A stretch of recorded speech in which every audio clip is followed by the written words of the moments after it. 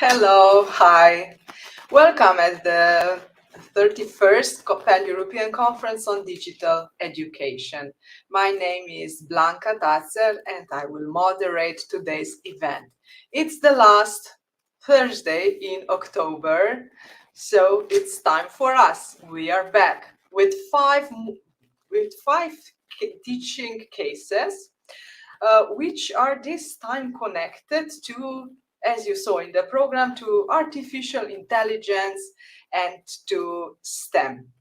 I'm really looking forward to all the presentations, and now we will introduce each of the presenters that are already with us, enthusiastic to share their knowledge. So first here I welcome Jingyang. You welcome. So she will have her first presentation and will share with us a step-by-step guideline of artificial intelligence training in adult education. Okay, Jingyang, can you tell us a little bit about yourself? What are you working on?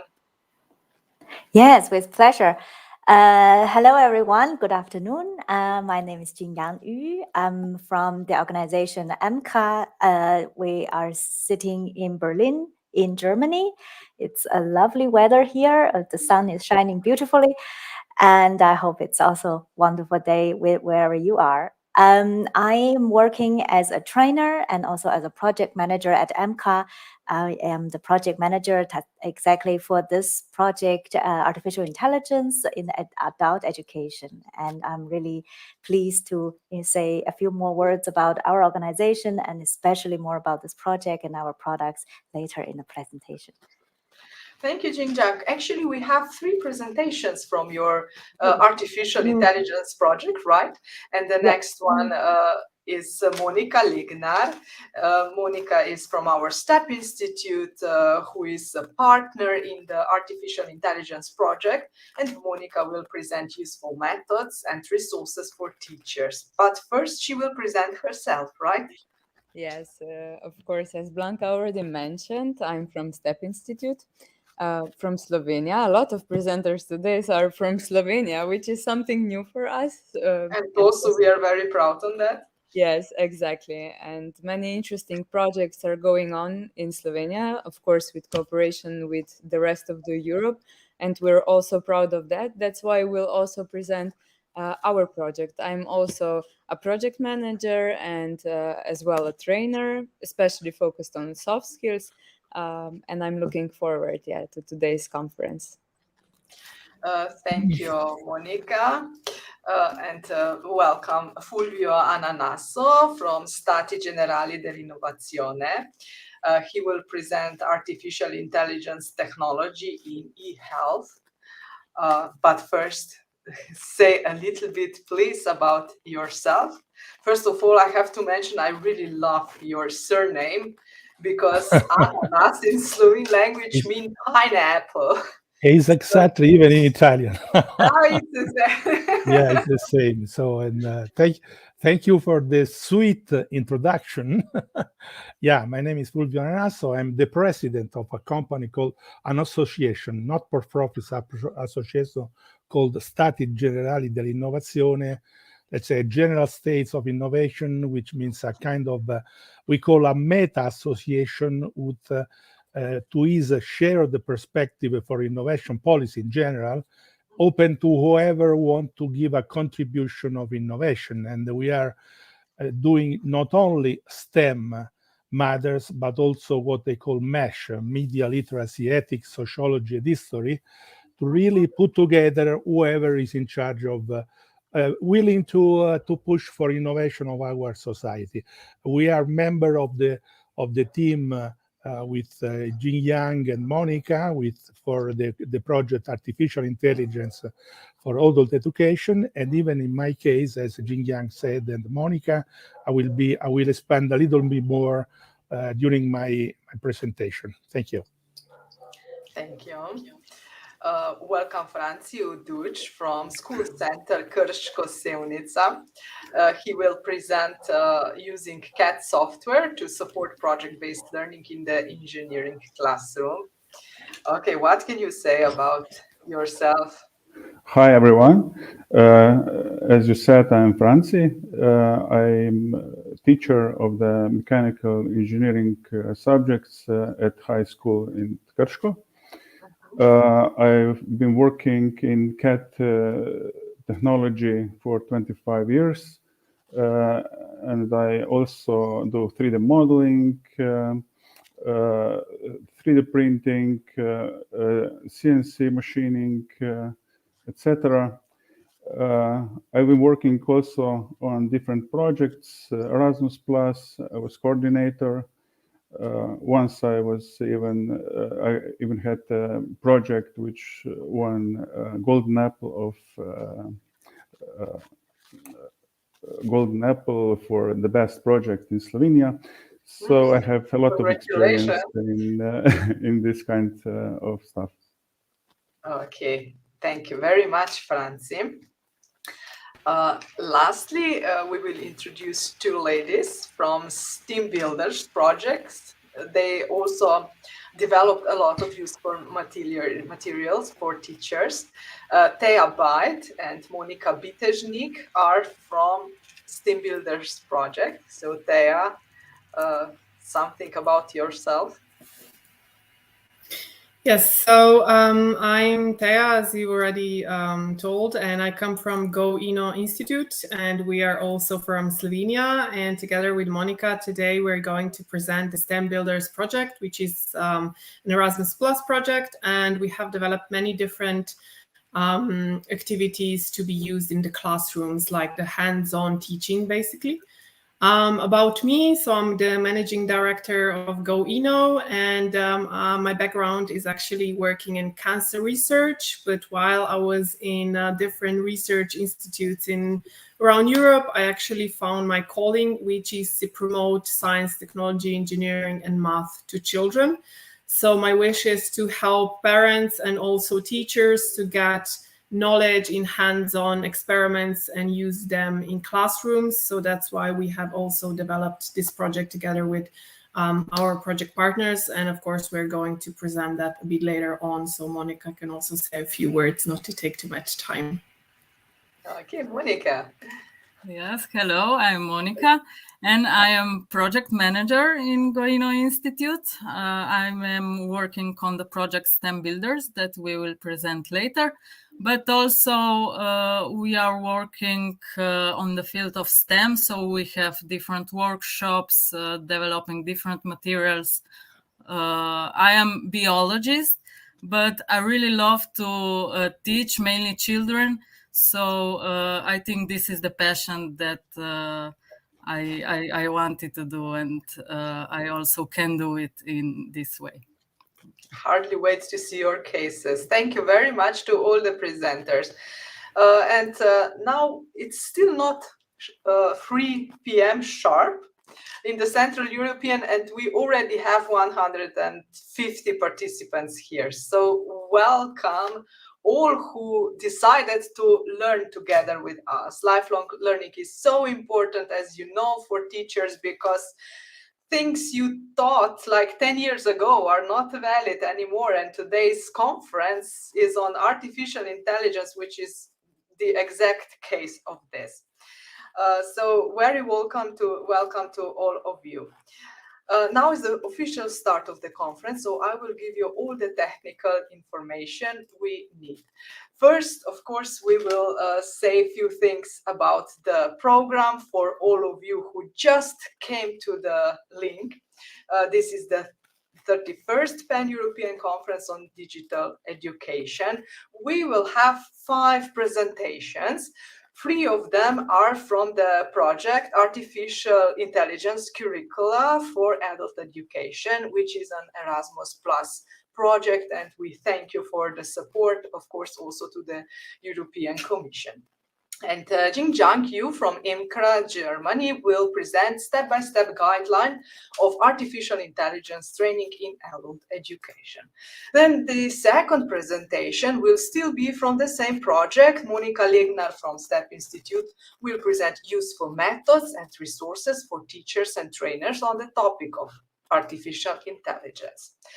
Fulvio Ananasso will follow on artificial intelligence technologies in e-health, also very important one. And the fourth presentation will be delivered by Franci Uduč. Yes, Uduč. I'm sorry, Franci, for the misspelling. Šolski School Center Krško-Sevnica, using CAD software to support project-based learning in the engineering classroom. And in the end, Teja, Bajt and Monika Bitežnik from GoInno Institute will present the results of STEAMBUILDERS project, also an Erasmus project. So building the STEM abilities of students and teachers through inclusive pedagogical sequences. I'm really looking to all of the presentations. If you would like to download the presentations and learn from them also later after the conference will end, you can go to the Facebook group, Pan-European Conference on Digital Education. All the presentations are there available for you to download them. And some more technical things. One technical thing is about the certificate of attendance. So the link of the certificate attendance is in the video description right now. Later, when I will stop speaking, I will also put it in the comments. Then you are very welcome to ask your questions for presenters. Please put your question into the chat. And when we will stop presenting, we will ask our presenters to provide an answer. Okay, that's it. So now I will remove ourselves and give floor to the Jingyang. Welcome. You can, I have to add your presentation also. And you can present your case. All right, thank you so much, Blanca. Yes, hello again, especially for anyone who just tuned in. My name is Jingyang. I'm the project manager and the trainer in adult education for the organization emcra, Co-Shaping Europe. We are sitting in Berlin, Germany, and I am currently sitting at home in my slightly chaotic working room because we just moved lately. But today I'm here mostly to present ourselves, to present our project briefly on artificial intelligence training in adult education, and especially our main product responsible by emcra, developed by us together with our partners, that is the step-by-step guideline of the AI training in adult education. I will start my slides. And first, a few brief words about who we are, what we do. We are a training and consulting company sitting in Germany, and our specialties is mostly in the area of management and organization development and funding. Funding including the public sector from the national and European level, and as well as the private fundraising sector. We are operating in Germany, but also throughout Europe with a big network of partners. This is a little picture from our last outing together as a team. We have 10 permanent members, but we work with a number of trainers and consultants as from freelance basis, and most of them have more than 20 years of experience in training and consultancy, so that we can offer a wide variety of specialties in our everyday work. So we do mostly 3 different parts of work. The very first part on the left is our Berlin School on Funding and Change. This is where we provide training courses, mostly in public funding and private fundraising.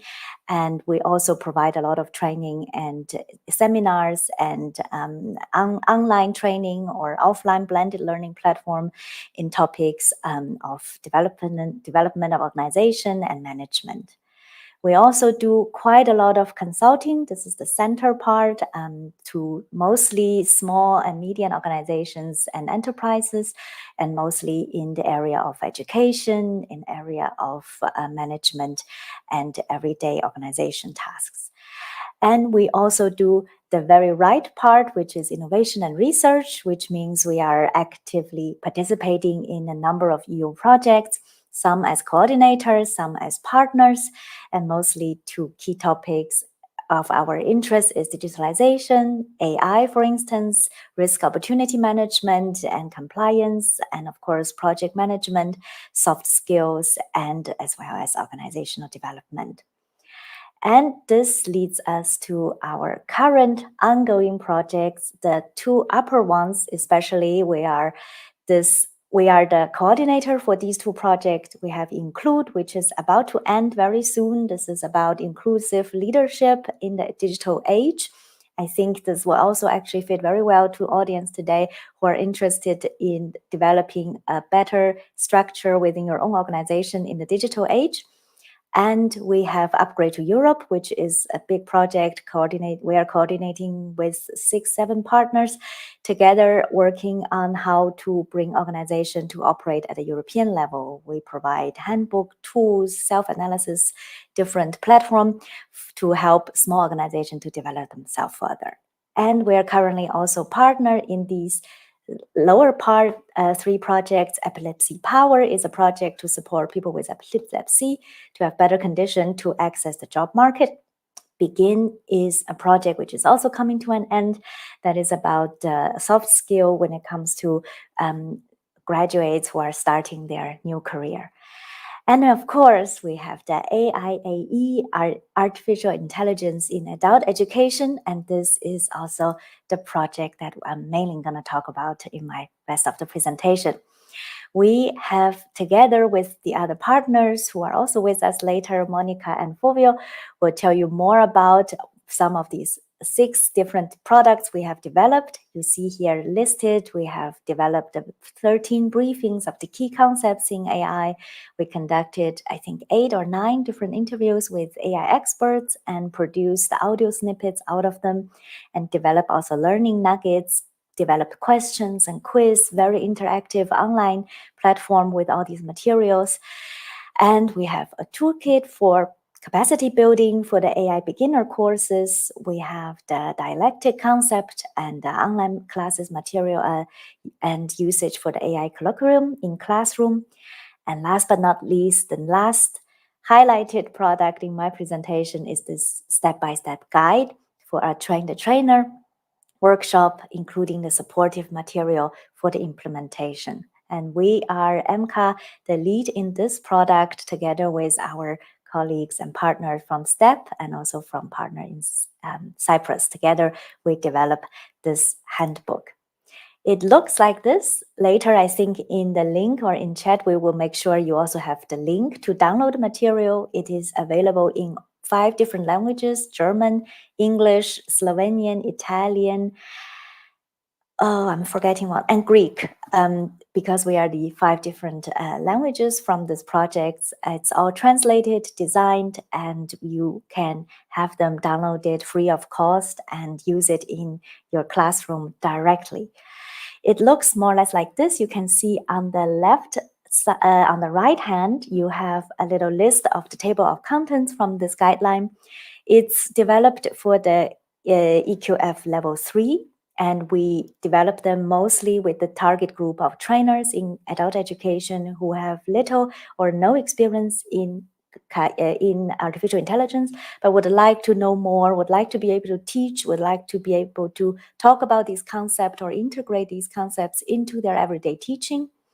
And we also want to include the ordinary learners who are in adult education, who are learning in a lifelong learning process, who are curious or interested in artificial intelligence, but don't know really where to start. So this would also be a good place for those of learners to start this process. You see, we have slightly small here, unfortunately. The upper part, we have first a starter pack with some checklists, with a lot of helpful hints for the trainers, especially how to prepare a session. And then the first, can I click on them? Oh, I can't really. Then we have 3 sessions designed as offline training, face-to-face training in the classroom, and then we have 3 sessions as online training sessions. And it's all adjusted to different digital platform, different tools you could use, what kind of methodology you need for online and offline training. And we have another index of further material where you will get more information if you need them. Just want to show you a little sneak peek of how it looks like. You see it's really very detailed description for trainers that could use them really directly.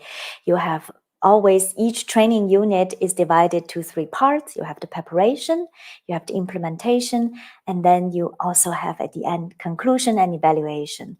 And every single part is very clearly divided with times, activity, description, goals, tools and tricks, and what you really need to keep in mind. And there's always more links if you need more help. If you want to have more material to this topic, you will always find more in the links. And this is, as I said, divided into 2 different parts. You can use them for online training, you can use them for offline training. And the goal is, of course, for the trainers in adult training who do not necessarily have the background of AI to be able to integrate this important part into their learning aspect. So last but not least, here is our website link. I hope we can somehow auto-integrate it in the chat. And our aim is to bring AI into adult education. And all the texts are now already available free of charge. And we have also tested in all our partner countries. We're now still receiving reports and feedback from different testing workshops all around different countries. We have had a big testing workshop this summer in Germany. We have tested with quite a number of trainers already in adult training. And we have adjusted our material also during the translation to meet special needs of every single country in our consortium. And we, of course, also looking forward to your feedback. Hope you can try it out soon and also let us know what you think. So I think this is at the end of my presentation, and stay in touch with us with emcra, and we're looking forward to your feedback. Thank you very much, Jingyang, for your presentation. So for the participants, I put the link into the comments. So in that link, you can find all the results of the artificial intelligence project and your questions. If you have any questions, please put them into the chat. But I have my question first. I really liked that you emphasize that you don't need a background in artificial intelligence in order to use the material, because sometimes I think that people are a bit, scared. How can I use if I don't have the background? So you were mindful about that, right? Yes, we are. This is indeed our purpose.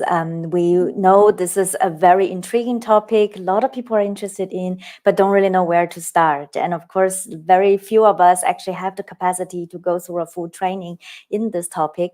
So this is also one aim of our project. We have these 13 basic briefings. They are really the most frequently asked terms in the topic of AI. What is algorithm? What is machine learning, and how do you exactly understand these key terms before you can talk about them? So we have within our project developed very easy to read, easy, clear language, short text with infographic, with different design to make sure that also trainers or ordinary learners who do not have an education in this sector could also get on with it quickly. That's very nice to hear. Another question I have is, I know that the focus of your project is on adult education, but what do you think? Can maybe our teachers who are also from high schools or from vocational education, some of them are from primary schools, even some of them are from kindergartens. So can also other teachers use at least some of the activities? I believe so. I think we set the level at the EQF3 just also to make sure it is really beginner friendly, also for teachers who are facing children or learners at a younger age. And we have, for instance, different elements built into our training unit, especially the online one. I would really recommend all the trainers and teachers to try it out. We have included a lot of really interesting tools for the online session. There's a lot of small tools that is more or less as a storytelling little instrument for also teachers, I believe, for high school or primary school. Let's see about the kindergarten kids, but I'm pretty sure they will be deeply impressed by the effect when they can Or it actually... is an opportunity for another project, right? So Exactly. Maybe that's the next topic, that to start even younger. But for sure, we have really a lot of cool tools. We did a lot of research in this regard to make sure it's really interesting and stimulating for students also to be curious, be interested, so that they want to try it out. okay, thank you very much. We will still stay a little bit in the artificial intelligence, and we will move now to the second presenter, Monika. Hello. Hello.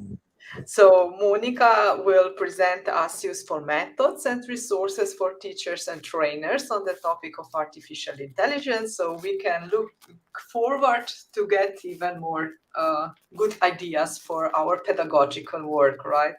Thank you. Yes, exactly.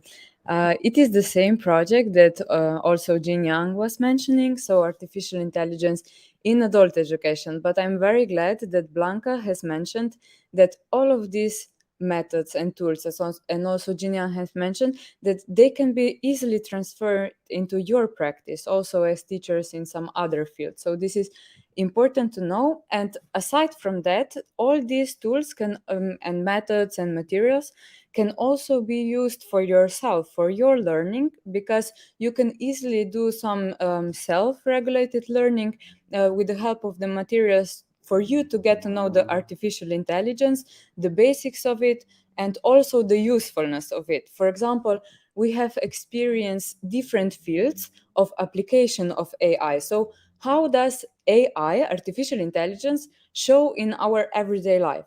We were not even aware sometimes that we are using AI in our everyday lives. When we are scrolling through the internet on our mobile phones, AI is the one that is picking suggestions for us based on our past searchings and things like that. And this is also, in my opinion, a benefit of this project, because it really shows you that you are already using AI without even knowing it. So there is no such reason to be afraid of it as much as we are normally afraid of it because of all the movies and everything like that.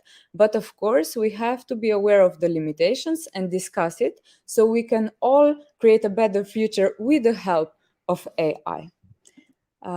Jingyang has already presented the project. I would just like to mention the partners again. So we have cooperated with Studio 2B, who is the coordinator of the project. emcra is also one organization, STEP Institute, Stati, Generali, Innovazione, and also LT Synergy from Cyprus. So there were 5 partners included in the project. But right now I would like to present to you the handbook for the trainers and the teachers and learners, so not just for the trainers in reality. So if you look at the contents, you can see that there are many different contents. So at the very beginning, you will find out how to use this handbook. it's like a step-by-step guide on what you will get to know in the handbook, what the handbook is about, so you get the impression of what will you be reading. It's available online. You can also print it out. Then it is about the habits of a good trainer, but you can translate it easily to the habits of a good teacher. So everything that is mentioned there is also beneficial for the teachers. How to become a good teacher, what is important for the teacher, which competencies, and especially connected with the topic of AI. In the third chapter, useful training methods are described more in detail. There you will find some energizers that you can, icebreakers, energizers, then you can easily use also in your classroom with your students. And then some more longer methods, examples of group work, how to make it more dynamic. It's also there. The methods are mentioned for the AI field, but they can be used in every field. If you want to talk about empathy with your student, if you want to talk about geography, you can use the same methods that are mentioned in the handbook and are a bit more interactive, a bit more innovative. And then 4, 5, and 6 chapters are focused especially on the topics, three main topics connected with AI, machine learning, human-machine interaction, AI technologies and application fields of AI, and AI perceptions, ethics, and societal challenges. So those are more specifically linked to the topic of artificial intelligence. First, we explain a little bit about the theory, but really in a short manner, and then it is followed by an example of a training day, which we'll see a little bit later. In the chapter 7, you can find useful worksheets and handouts that you can directly use with the trainees. If you'll conduct a training about artificial intelligence, you can simply take these worksheets out of the handbook and give them to participants without any need to prepare them by yourself. Chapter 8 is like a self-reflection for the trainer or for the teacher. So how to make a training about artificial intelligence? What are your strong points as a teacher, as a trainer, and what are maybe your weaknesses? How to prepare the lesson plans, things like that. And it's meant like a tool for you to use as teacher or as a trainer. And then it's written a little bit about the project and also literature. And during the whole project, you will be followed by Ingrid and Oliver. Those are two personas that we included in the handbook. Ingrid is an enthusiastic young trainer who is eager to bring artificial intelligence closer to society. And she presents some thoughts that a trainer of artificial intelligence can have. And then also, on the other hand, you have Oliver as a user of artificial intelligence who works in a production company, is a little bit reluctant towards AI, not so interested as Ingrid maybe, but still open to learn about it.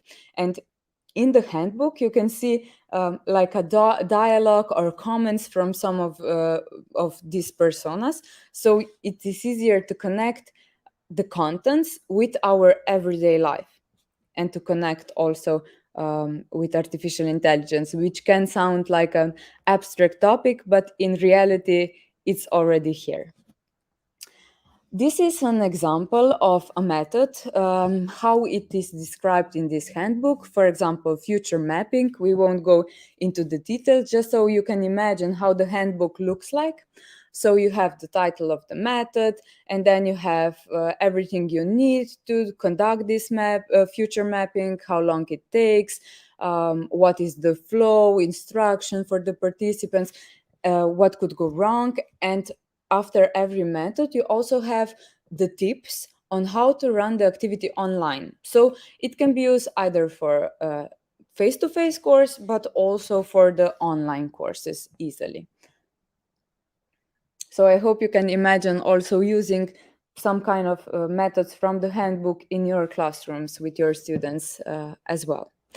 And as I have mentioned before, when you have these topics, 3 chapters that are connected to the topics of artificial intelligence, you always have also an example of a training day with time, with everything, a bit similar to what Jingyang was explaining before, but in a different way. So you can find, if you decide now, today, that you would like to conduct a training on artificial intelligence and you don't know where to start, you can go to this handbook, go to this chapter, for example, AI perceptions, ethics, and societal challenges. You just go to this chapter and you will find some general information, so you have the impression of what is it about. And after it, also really a timeline how to conduct this training, with methods that you can use, with materials, with everything. So you can easily do it on your own. Here is an example of a worksheet in a chapter 4, so useful worksheets and handouts. This is a worksheet that you can use for some group work. It is every time it is also described what to do with the worksheet. Somewhere is in the handbook. So those are like can be printed out and given to the students or the trainees.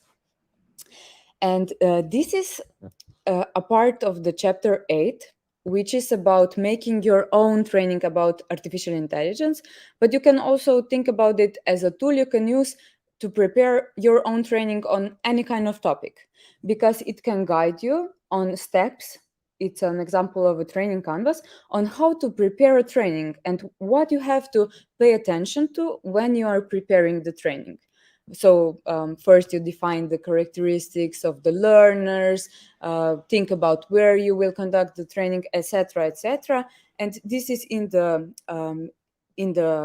handbook, freely available, and you can use it for any kind of training. Of course, we hope that some of you also decide for the artificial intelligence, but just to say that it's, of course, freely accessible for the other contents as well.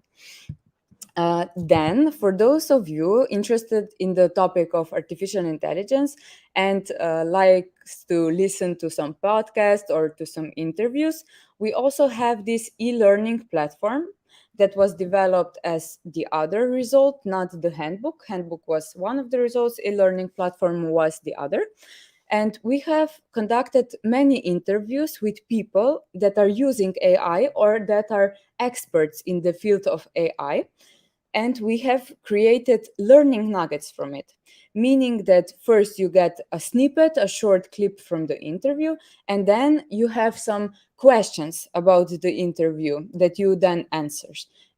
So to learn about AI, and of course, this e-learning platform can be used by an individual. You can go there and do the course yourself, or as a trainer, you can use the e-learning platform with the trainees. So you can also give them the link and you can go together through the content, or you can make a blended learning. Let's say half of the training is online with the help of e-learning platform. Once they have the basics, you move to the face-to-face training, and you can use the materials from the handbook, the toolkit, and also, of course, from the guidelines for the trainers. So we wanted to create materials that you can use directly with the participants. That was our aim, to make it easier for you to first understand artificial intelligence and then to pass the knowledge as easily as possible also to your learners, even if they don't have prior knowledge of artificial intelligence.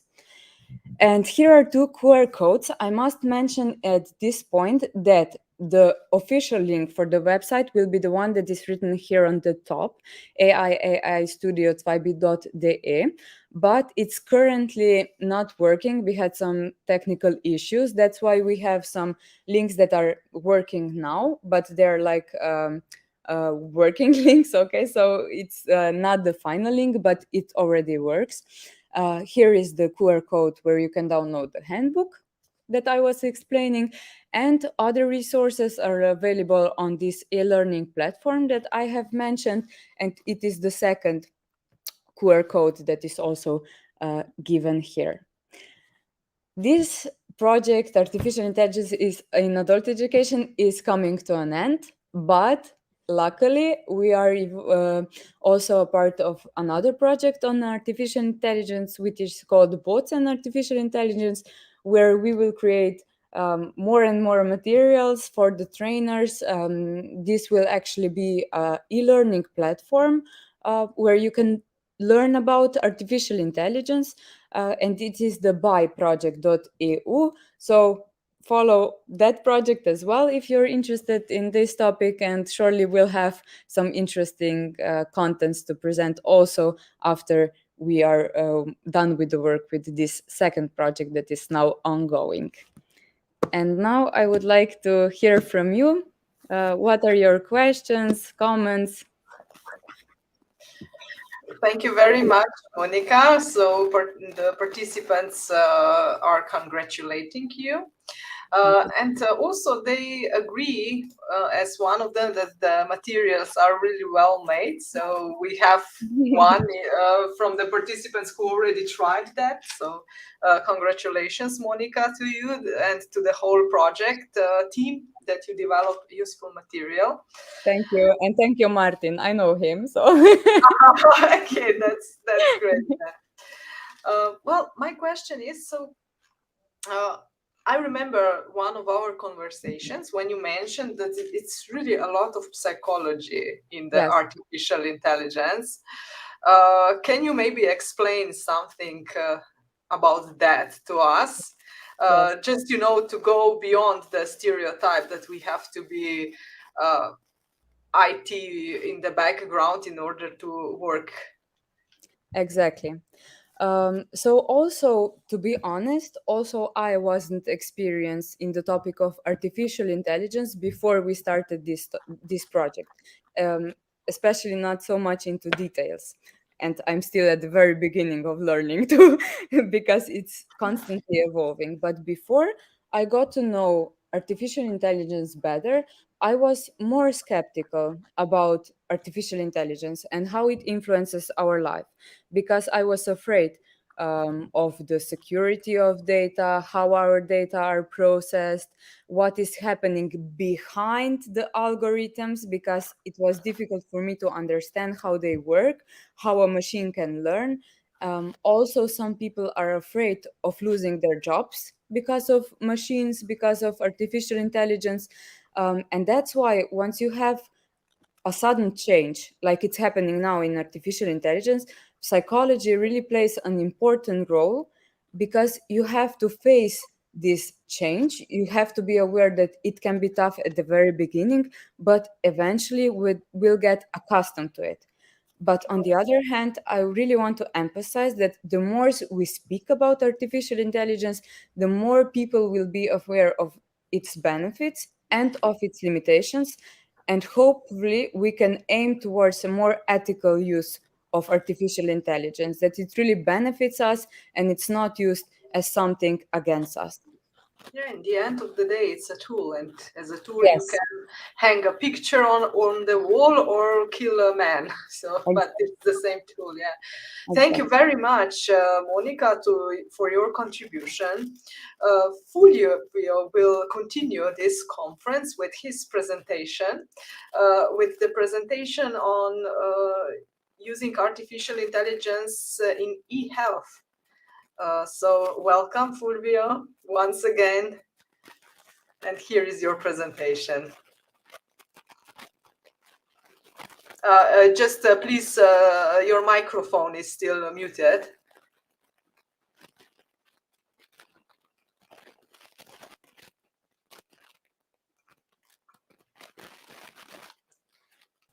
Okay.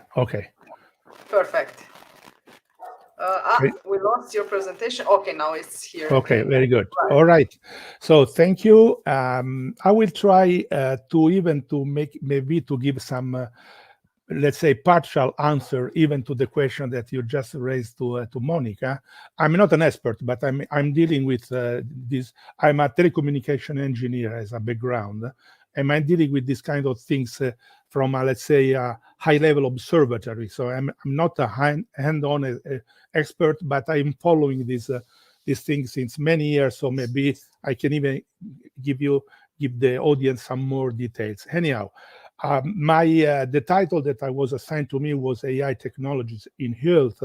As I said, I am the president of this association that I was saying at the beginning. Is a not-for-profit association dealing with innovation in general. And as I was saying, we are doing both STEM and MESH.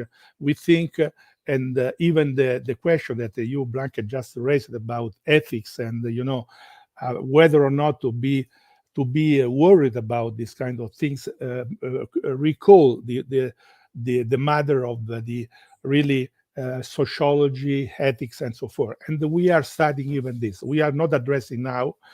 Of course, I have no time.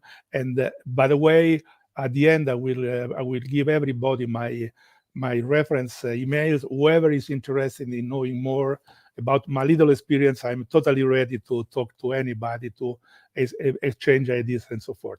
My association is dealing with both, again, technology and processes, if you want. We deal substantial with most advanced. We are about 100 senior associates, expert in all the things that you can see in infrastructure, telecommunication, geospatial, satellites, Internet of Things, blockchain, artificial intelligence, and so forth. We work in working groups and somehow internal, somehow financed, as in this case, dealing with substantially many things in the field of that we have mentioned, and in particular with in this specific project that was illustrated by Jingyang and Monika, we are dealing with artificial intelligence for adult education. Just a small reference about just some small technical things, just maybe to make people understand more if they are already not fully aware of this, what we mean by artificial intelligence in this kind of application. In general, we are, as an association, we are developing and studying, addressing this, a kind of smart platform in which substantially there are several pillars that can be used for many possible applications. We have some sensors. Think about health, think about agriculture, think about infrastructure monitoring. You need a sensor. I mean, somehow you have to sense the status of the infrastructure, and then this is very important with artificial intelligence. By the way, it's more enlarged. The scope is data management in general. We have to have this data to integrate, to make analysis of this, and then you derive, maybe even with the help of blockchain, just to trace the various, let's say, the sequence of the intervention made on the platform, and you can render, and you can have out of these sensors, data management and processing. You can apply those with those algorithms or the artificial intelligence to many situations. I've just mentioned three. I've just indicated three, which are substantially infrastructure monitoring, e-health, and precision agriculture. There are three things that we are addressing now. And of course, artificial intelligence as the payload of this. I mean, the sensors are typically, I wouldn't say dumb, but not so smart. The rendering with extended reality and things like that is advanced technologies, but not so depending on the algorithm and so forth. Is partly depending. With metaverse now everything is there, but to me the bulk of the intelligence is in the artificial intelligence part. And just to give again some small hints about what we are talking about, think about one thing that can be totally familiar to experts, less familiar to other people, that with traditional programming, we were used in the past to put some data, to have a program, you put in the computer and you have some output. With machine learning, is all the way around. We have data, already some output out of those data in some specific case, and you derive some algorithms that can predict data in a successive way. So that really is the paradigm is reversed. And with artificial intelligence, which, by the way, people may know that is a very old concept. Is back, I think, in 1947, the first definition. So that now, why we are talking now? Because in the, let's say, from the 80s and even from the 2000, with the advancing technologies, in particular for machine learning and deep learning and neural network and so forth, now the concept can be demonstrated and put into action. So the fact that now very often we talk in terms of artificial intelligence now is not a new concept, but only we have the technology to implement this. Just again, for people who don't know, the real artificial intelligence that we in general use in our day-to-day life or use in our device is typically machine learning, which there are from past data typically that we know the data and we know the output of those data. We select some specific features of those data. I don't know if there is a population of people to be analyzed in health. You put the let's say maybe parameters on the age, on the kind of illness, and so forth. So you select a set of features that you want to examine.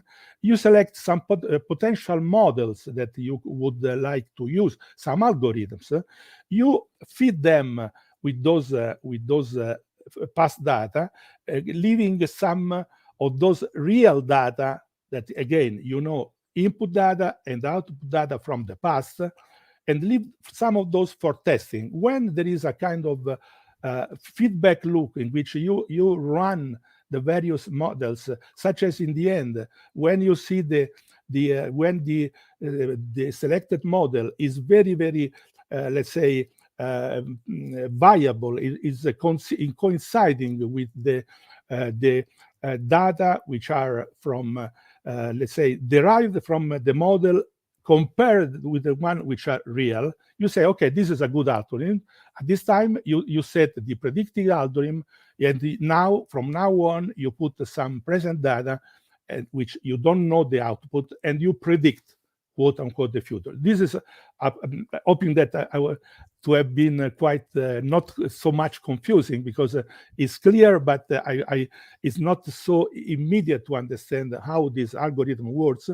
At this time, you have a model that is really capable of, in a way, predict the future. So the machine has learned how to work. This is, in some cases, for instance, has been used even in the States with a system called Compass to, for instance, when people want to, a judge has to decide where to grant a bail to whom.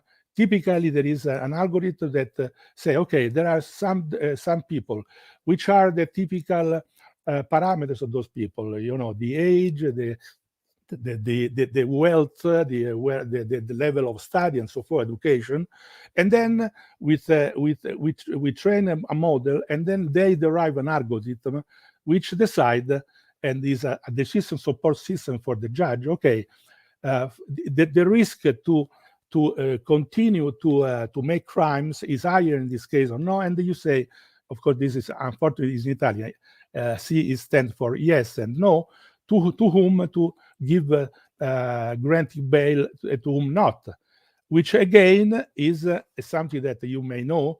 Is probably many people know about the bias. This is the algorithms can be biased, such as the developer had put some bias and say, okay, for instance, black people are general poorer than white people, and they tend to make crime most, which is very often a very false problem. And this is a very known case about how this program was used to decide people whether they would be released or not, and very often the white people were released more than the black people, which didn't mean that necessarily they were not redoing crimes with respect to black one. So there is a problem of cognitive bias, and this is just to answer to some doubts that people can have about the pros and cons of artificial intelligence.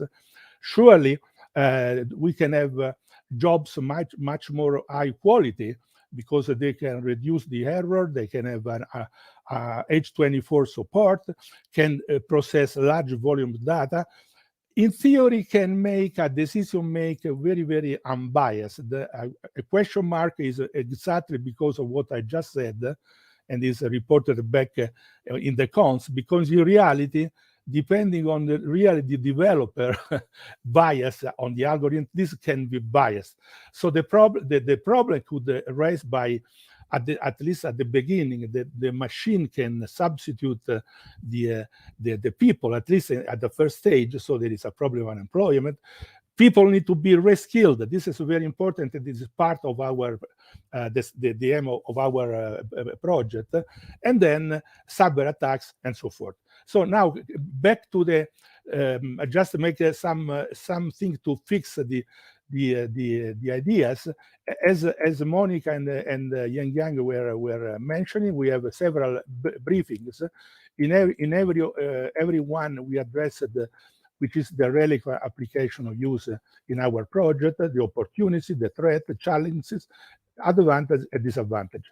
So now concentrating on healthcare, again, if you remember the original scheme of sensor, artificial intelligence, rendering, of course, we have to collect data from the health, physiological and behavioral data. They can be passive, it can be active, it can be hybrid. I mean, you can, take just the quality of the sleeping without doing anything, or you can have some sensors on your watch and you can maybe confirm or not some measures, or you can answer to some questionnaire whether you sleep well and so forth. So all those are of course sensors, and you have to even in e-health, you have to acquire data, to analyze data from sensor, from interface, from other things, and there is a lot of need for artificial intelligence, because when you have all those data,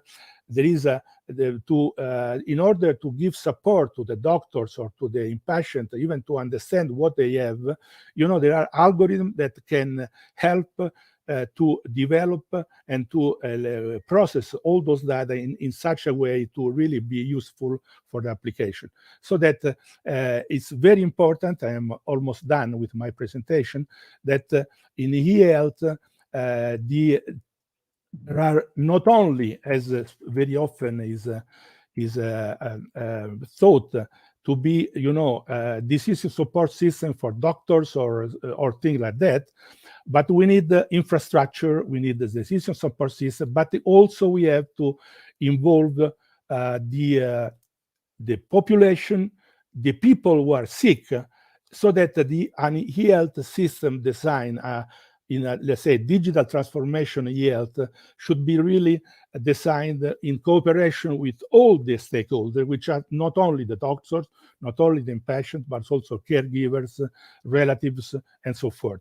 And it's very important that the 5 E's of this guy who is Robert Joyce we had a multiple sclerosis and decided to share his issues with everybody, say that, okay, for including, inquiring, innovate, implementing, iterating, there is the need for a lot of education in digital issues, in digital competencies, with all the stakeholders that I mentioned, not only the doctor, not only the personnel, but also the patient, relatives, and things. So there is the need to share expertise with both the healthcare professional and patient's expertise for both the diagnosis, etiology, prognosis, and so forth, but also from the patient point of view, experience, values, preferences, and so forth, which means that it's very important to train the patients in digital technologies. One of these is one of the mission of the goals of our project, artificial intelligence for adult education. We are pursuing with separate projects, other projects within digital therapeutics, in order to improve the quality of the technologies for the patients and providing specific skill for the patients that, as I said, must be expert in digital technologies, as well as the other stakeholders in order to contribute to processes and co-create a digital health system. And with this, I leave I thank you for your attention, and I leave with you my references. I think the best way is the most straightforward one. My name, surname, Fulvio Ananasso, which as was saying before, is exactly pineapple in English. Fulvio.ananasso@gmail.com, and whoever want to join me, to reach me, I mean, I'm ready to talk to anybody and to enjoy. Thank you for your attention. Thank you, Fulvio, for your enthusiasm. And I can easily imagine how teachers can use a lot of data you provided in global education projects that they have, because health and well-being is one of the global education learning goals. So I can imagine they can use and to present different apps to their students, and they can work with different projects. So thank you really for that. Okay, and now time is running as always. So we will conclude with the project on artificial intelligence. You achieved a lot of results. Congratulations once more. We invite you now, Franci Uduč from School Center Krško-Sevnica. Welcome. He will present using CAD software to support project-based learning in the engineering classroom. Looking forward to your example. Thank you. Just have to put your presentation to stream, right? Yeah, it's here. Okay.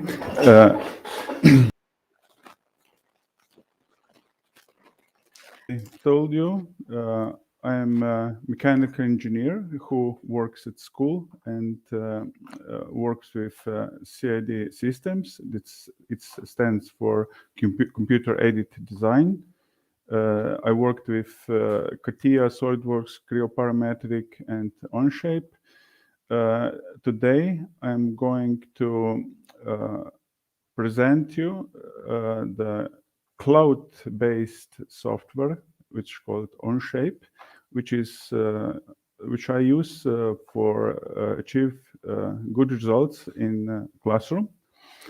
So why cloud-based software? So these are topics I'm going to talk about. So Onshape is only cloud-based software. We will talk about sketch, model, assembly, technical documentation, and more in single document. Some collaborative distance working, about sharing, commenting, mobile access, creating virtual classroom, project working, exporting files from this software or platform, maybe. Why I was choose to talk about this platform? It's really good, and it's really quality stuff to work in classroom. I will tell you why.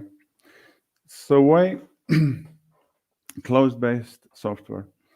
When we try to install, for example, a desktop platform, we have a lot of problems with different operational systems. We need powerful hardware, more or less graphics.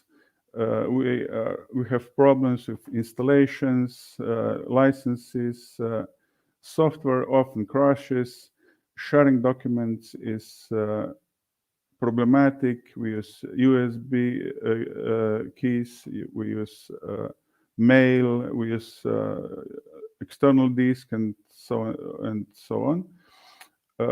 We often lose information. We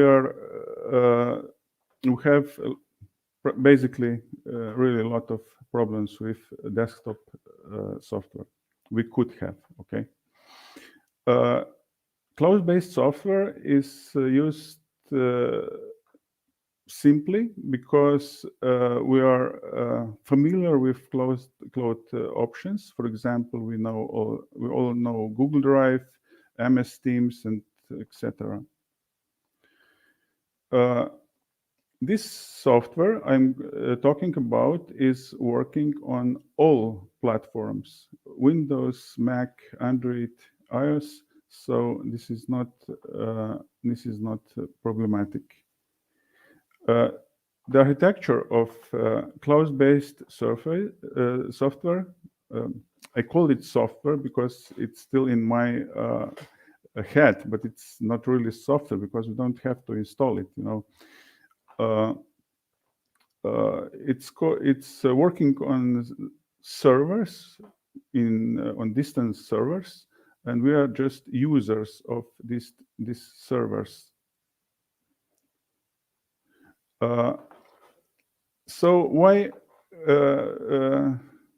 again, why classical software and cloud-based software? What are basic differences? So as I was talking about problems with operational systems, with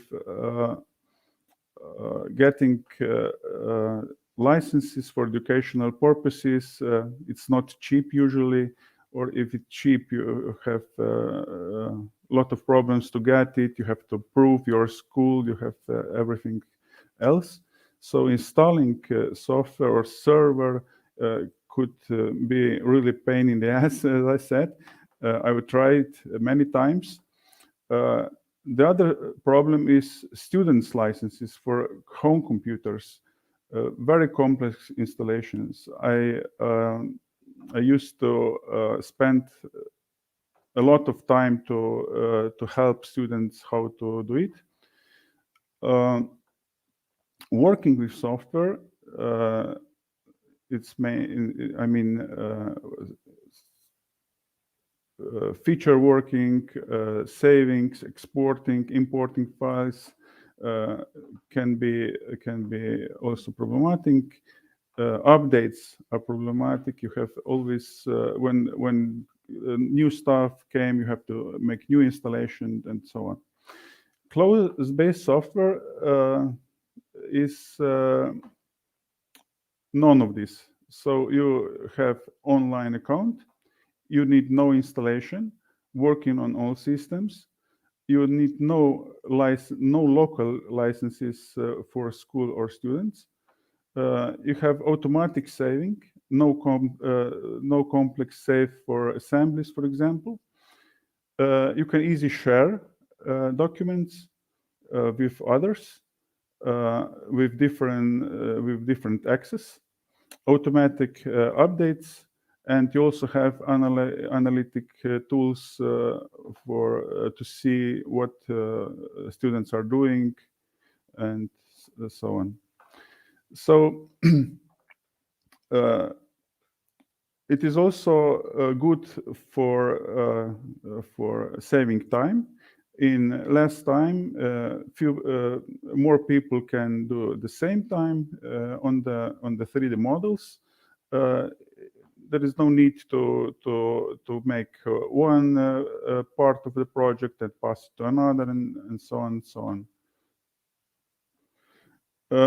We have also versions and history of documents. So if two people are working, or two or more people, if group team works on the project, they can work even on the same part, and they can save versions, and at the end we can go back on the versions and maybe change some previous version if something isn't good enough. We can also have folders or complete projects versions of this. Project timeline, as I told before, classical CAT need a lot of copies, external copies, I mean. In the cloud, we have all stuff in the cloud, and all clients are working at the cloud. So what is the Onshape works like this. So you just put the username and password into a window like this, and go to the 3D space and work like in the other software. We have Sketch, Part Studio, Assembly, technical documentation, and much more. We have open source programming features, adding other documents, PDF, photos, videos in the same document. No need to save transfer. I will show all this later in the live presentation if I have enough time. So the good stuff is collaborative, even distance working. So we can do it at home. It was in the COVID time. It was very useful. Then we can students can do at home. A teacher can access to their workspace and show him when something isn't going well, or you can comment in the platform, so they can change or just need help maybe. Exporting files. So as I told you, everything is the cloud. Is in cloud, so we need to export files if we need them. So we can export parts in different formats. One of them is, for example, STL, as you know, for 3D printing. You can export drawings, PDF. You can export parts for making CNC machining or stuff like this. You can export sketches in DXF, DVG formats, and so on, so on. A lot of stuff.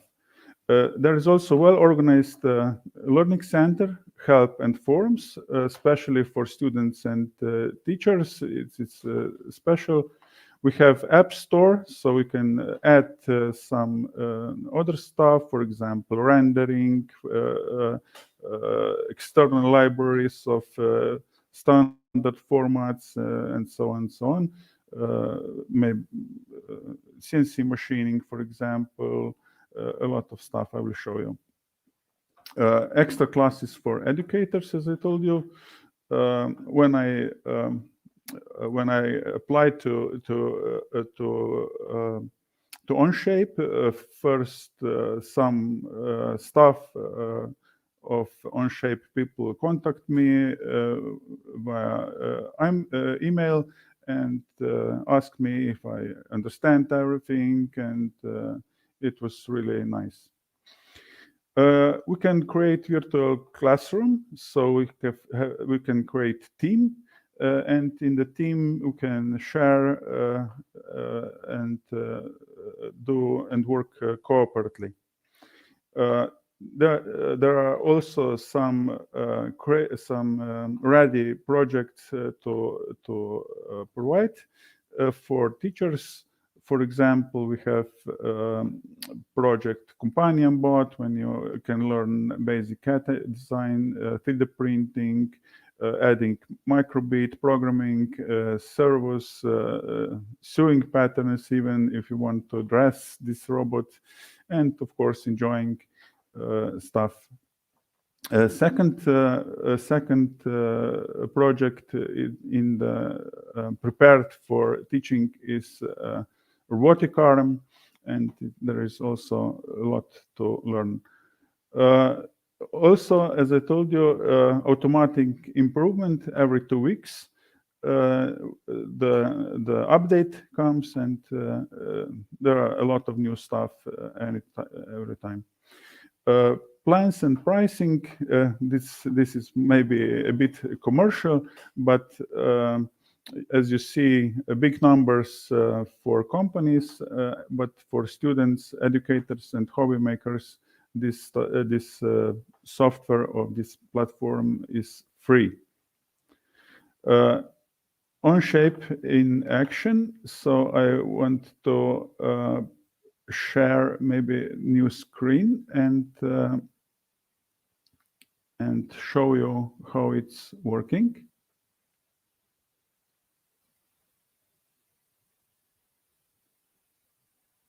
Do we see it? At the moment, not. Okay. I will check if we still see the presentation. If you can help me. Yeah. So just so you know, below you have a button. Yes, I did Skup naraba. Maybe you have to remove presentation. I removed it already. It's not working. And I don't see your. I'll try again. Okay. If it goes. Okay, I think now it's yeah. Yes, now, it is. Now it should be okay. Now it is. Yes, I will add to the stream. Okay, so this is the platform.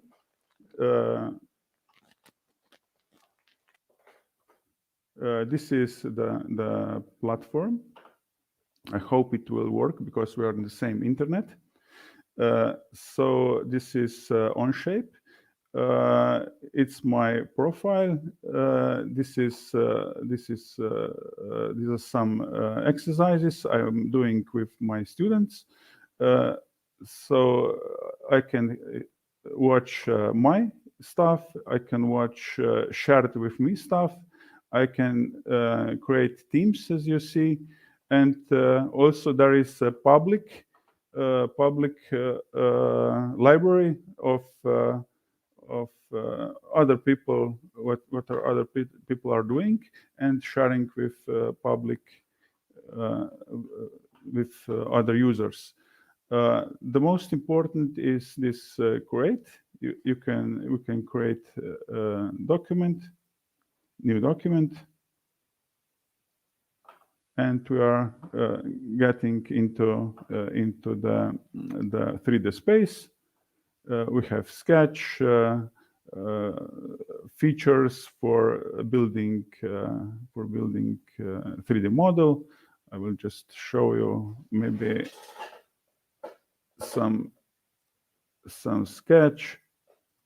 Not so. This is, for example, sketch, and you extrude it to 3D model.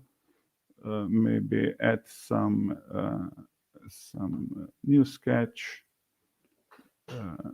You can maybe this.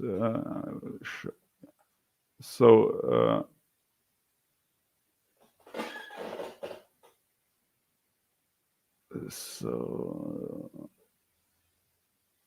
on add extrusion, and so on.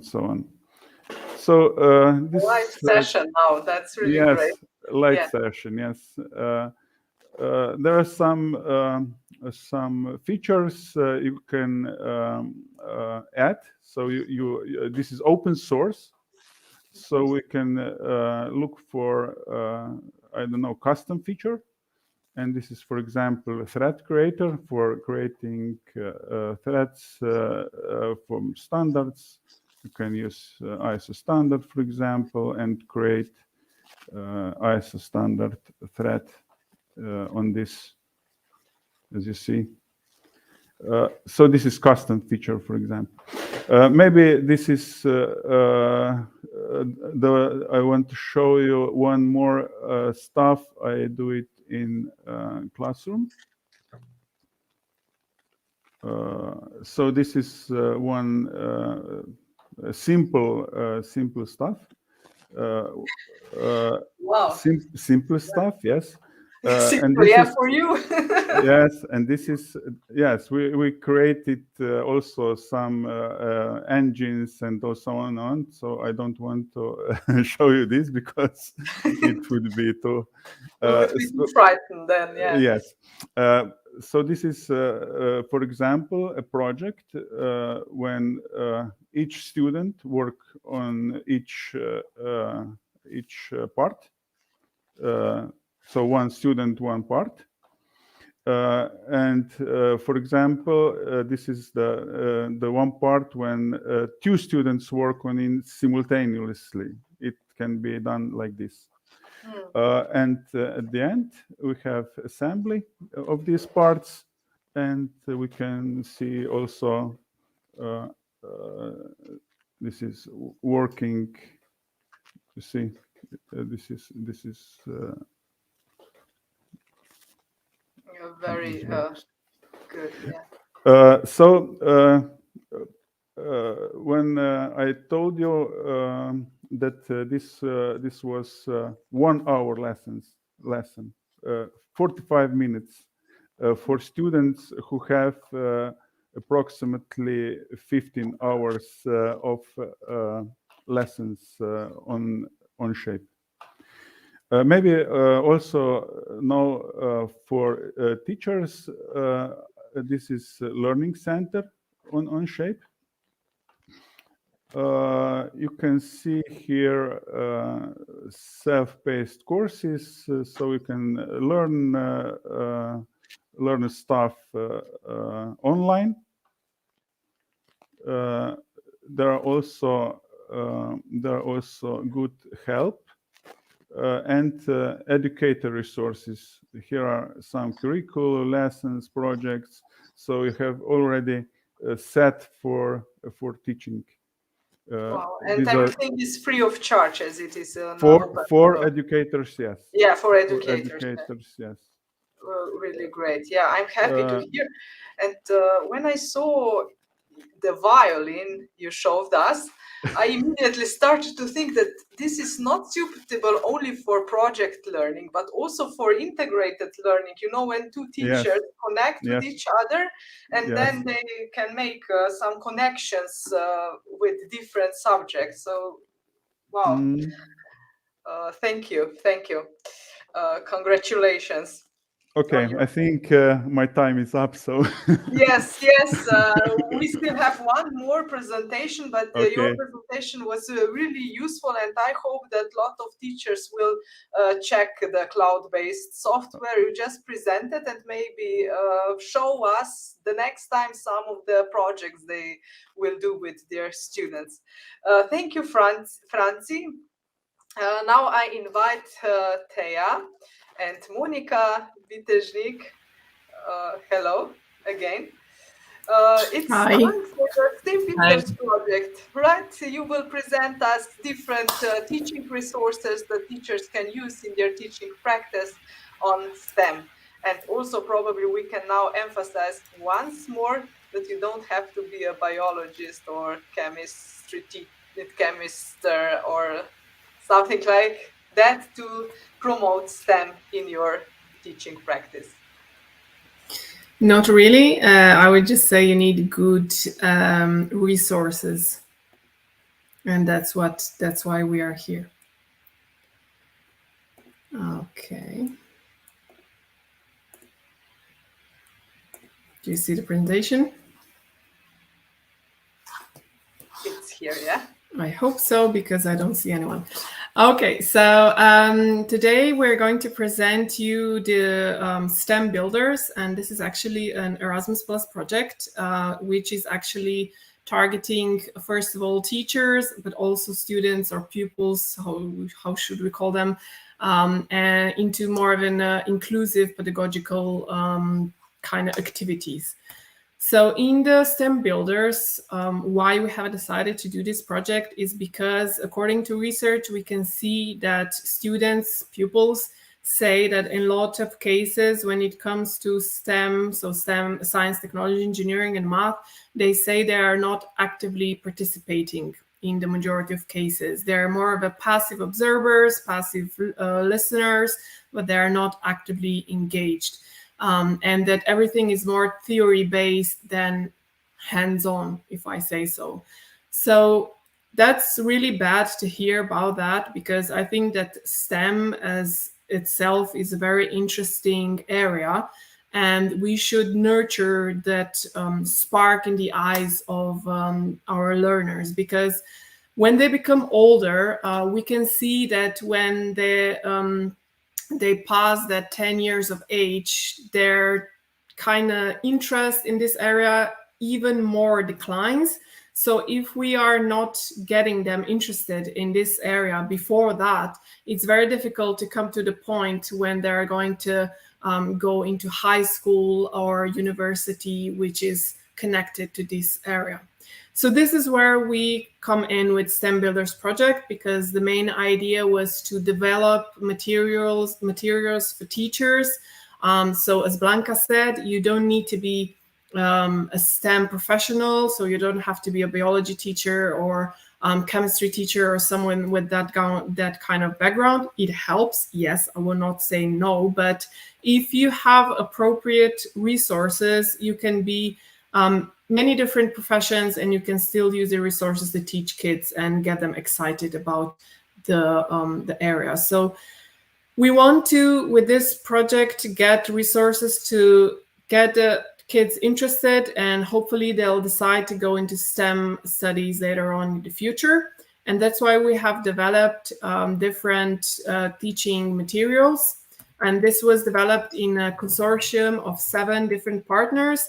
So Logos.com coming from Belgium, the Westminster Museum coming from Denmark, GoInno, that's us from Slovenia. Then we have 5 high school coming from Greece, the Transit Projects who come from Spain, the Citizens in Power who come from Cyprus, and the coordinator, which are the Format Science, which come from France. So what we have developed in this project are actually different materials. So just to name few, and then Monika will take you through the website. So then you will know how to access all the materials, download them, and use them in your classroom.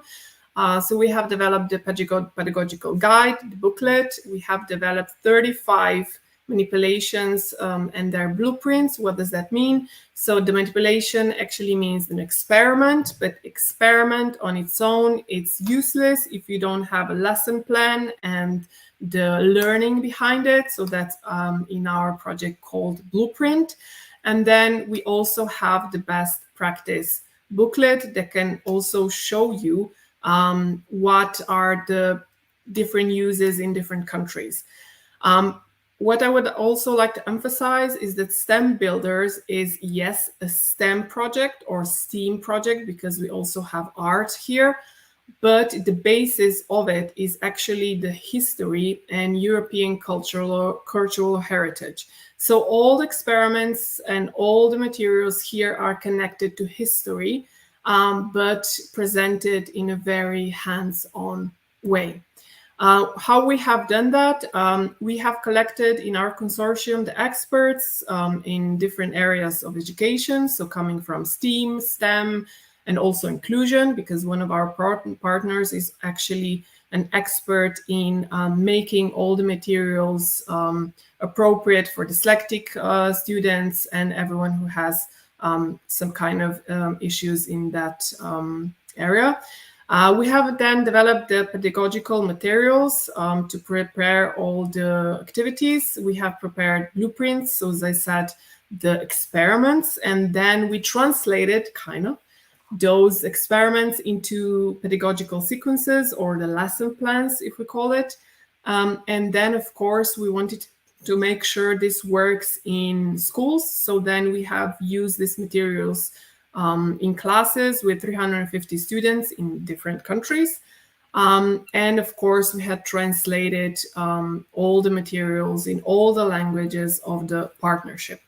So this is how we have done it. Now Monika will just show you our website and present to you how you can access all these lovely materials.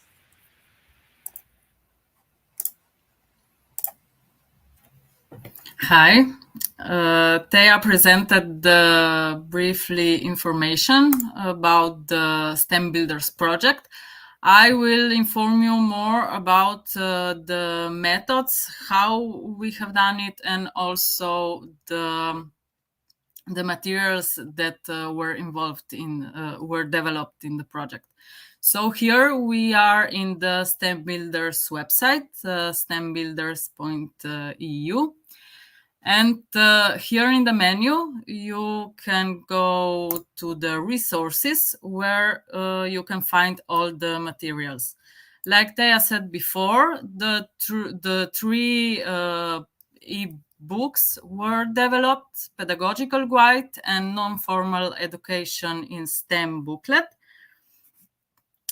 All the materials are written for teachers and educators with different topics about STEM teaching method, including A in STEM, so art and history, about the benefits of non-formal education, and the most important, how to connect it with formal education, and combines practical instruction and impression and combines and connect all this in the classroom. So the last one, the best practice booklet, is not available now because it is in the phase of translation. Here it combines practical instruction and impressions collected during the testing of materials from the project. Why? Because we often hear that teachers do not have practical experience of how to carry out one hands-on activity, and therefore do not undertake it. And for this purpose, we have developed materials that supports and encourage teachers to use innovative learning manipulations, in which the student is actively involved in the creation of a historical object, so that he can see this object and test it in real life and then learn something from it. So these are 3 books, and then 2 project results that were developed were 35 manipulations and their blueprints. So these are the experiments or hands-on activities with the detailed instructions, and also the pedagogical sequences. So these are the explanation of the theory behind those experiments. So I will show you here. If you click in the blueprints, you can see the list with all of the activities. You can see the picture of it. Here, the sound of Stone Age. The children can make a flute. Archimedes' crew building a medieval city with geometrical shapes.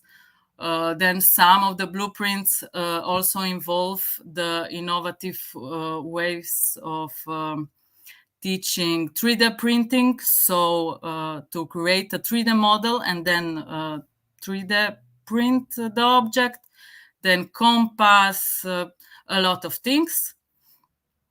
You can later go through the website. It is really interesting. And now I will show you one of the examples. I choose one of the easier experiments, so just to see the basics, the basic template. Here we have Newton's disk. This is the object. We can see the picture. Here we can see the recommended age for children, so from 10 to 15 years old children. Then we can see the thematic area that this blueprint and pedagogical sequence is connected. So science, physics, and arts, and also history, like all of them. And here we can see the era that the historical period that this object referred to. So this Newton's disk referred to Enlightenment because the Newton in that time was studying the light, which is the theory behind this Newton's disk. So now here you can choose the language you want. So Danish, English, Spanish, French, Greek, and Slovenian. All the materials are translated, so blueprints and pedagogical sequences. Now I will first show you the blueprints. All the materials are also developed in a way that it can be easily printed, and the teacher can use it in the class, or also give to the students that they can do this. They can have instructions when they are doing this activity. And here we can see the name, again, the age, the thematic areas, materials need. The materials for the hands-on activities are simple objects from everyday use, and they are not expensive, what makes lesson more accessible to everyone. And also, like Teja said before, one of our partners is specialized to work with students with special learning disabilities. So all of the materials are inclusive also for those students with learning issues. And that means that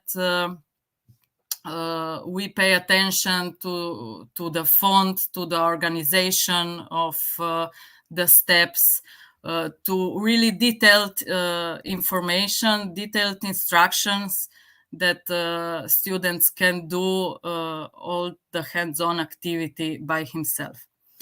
So here we have the overview of the instructions step by step, and then what is also important, all the steps are connected with the pictures, because pictures are really those pointers that if you see that something is wrong, that is not as in the picture, you said, okay, I have to correct it. So really for easier implementation of the activity. So this is it. And this blueprint is connected with the pedagogical sequence, in which we explain the theory of the light. So pupils gain knowledge about the sun, about the light, and they learn why the sun is important for the life. So here is the, maybe we can say, not typical, but a learning lesson for the teacher. How can the teacher create and connect those hands-on activities with the curricular classroom lesson? So here are some details. Important information is also the duration, so it can be easily implemented if you have the information, how many time do you need to implement the activity. Level of difficulty, and again, step-by-step description of the tasks. So what is the sun, what is the light? Also, we want the teachers use a lot of questions for the pupils, so pupils really feel they are actively involved in the sessions. So something as a discussion. Then they make a hypothesis, and they create the blueprint activity. So they create that hands-on activity on Newton's disk. disk. They create it themselves. And then the discussion and the explanation of the experiment. At the end, the teacher can use also the assessment activities, possible questions, or in some pedagogical sequences, some tasks for to easier assess children doing this activity.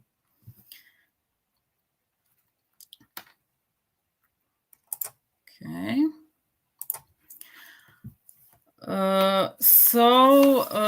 All these 35 blueprints and pedagogical sequences were tested with real students and with real teachers. And the important thing is that all of the blueprints and also pedagogical activities are developed in that way that can be easily adapted also to different groups of students. So big groups, small groups, or even individually for different ages and different levels of knowledge.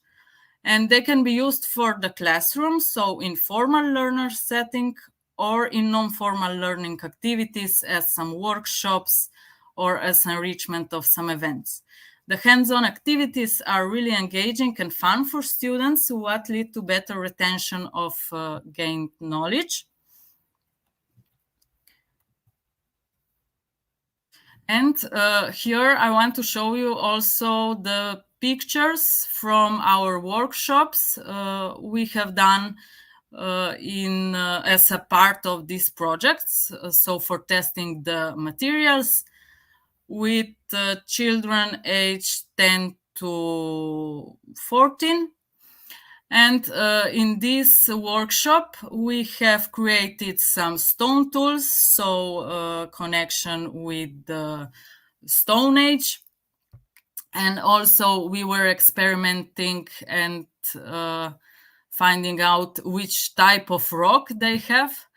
Then we created Roman arch from the sugar cubes. It was also interesting. And the Newton's disk that I mentioned earlier. And in the second workshop, we have done the water mill. One part of the activity was held also outside in the yard, and children felt really excited about that they can go out and with all this water and water mill. And the last one was flying tinsel, where we were experimenting with the statical electricity. So the conclusion, we are really happy to promote multidisciplinary STEM teaching approach and learning in a fun way. Also in the project, a lot of free resources for teachers and for students were developed. And we really tried that they will be as easy as possible to implement them in the curriculum, and they will be really useful.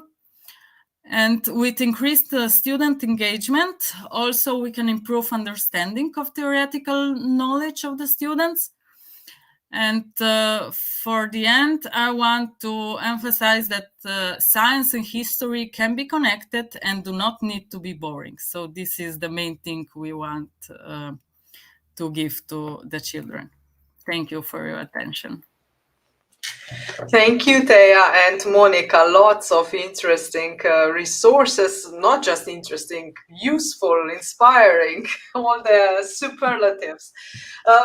Even though we are already behind our time, we still have people here. So that's really good to see because you really provided a lot of useful resources. So they are congratulating you. It's a very innovative concept in education, very interesting. Then congratulations, etc. And they say thank you.